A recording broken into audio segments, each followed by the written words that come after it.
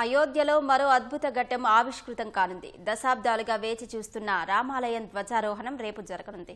ఈ వేడుకకు ప్రధాని నరేంద్ర మోదీ సహా పలువురు ప్రముఖులు హాజరు కానున్న నేపథ్యంలో నగరంలో పటిష్ట బందోబస్తు ఏర్పాటు చేశారు.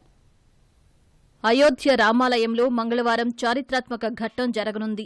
ఏళ్ల తరబడి జరిగిన ఆలయ నిర్మాణం పూర్తయిన సందర్భంగా రామ్లల్లా మందిరంపై కాషాయ ధ్వజాన్ని ప్రధాని నరేంద్ర మోదీ ఎగురవేయనున్నారు. ఈ వేడుకకు సంబంధించిన సన్నాహాలు పూర్తయ్యాయి. రామ్లల్లా ఆలయంపై ఎగురనున్న కాషాయ ధ్వజం త్రిభుజాకారంలో ఉండనుంది. ఈ జెండాపై రాముడి తేజస్సు, శౌర్యం సూచించేలా సూర్యుడు, కోవిదర చెట్టు, ఓం చిహ్నాలు ఉండనున్నాయని ప్రధానమంత్రి కార్యాలయం తెలిపింది. గౌరవం, ఐక్యతను కాషాయ రంగు ప్రతిబింబించనున్నట్టు వెల్లడించింది. ఈ వేడుక కోసం సుమారు 100 టన్నుల రకరకాల పూలతో ఆలయాన్ని, నగరంలోని మార్గాలను అలంకరించారు.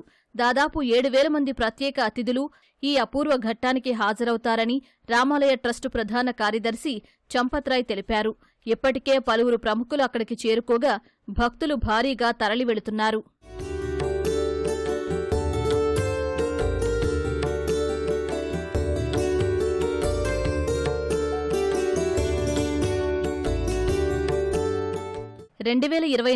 జనవరి 22న జరిగిన రామ్లల్లా ప్రాణ ప్రతిష్ఠ వేడుకతో పోల్చితే ఈసారి అతిథుల సంఖ్యను తగ్గించినట్టు రామాలయ ట్రస్టు ప్రధాన కార్యదర్శి చంపత్రాయ్ తెలిపారు. ఈ అద్భుత ఘట్టానికి ఆహ్వానితుల్లో 500 మందికి పైగా ఉత్తరప్రదేశ్కు చెందిన సాధువులు ఉన్నట్టు వెల్లడించారు. ప్రధాని మోదీ సహా పలువురు ప్రముఖులు హాజరుకానున్న ఈ వేడుకకు అధికార యంత్రాంగం పటిష్టమైన భద్రతా ఏర్పాట్లు చేసింది.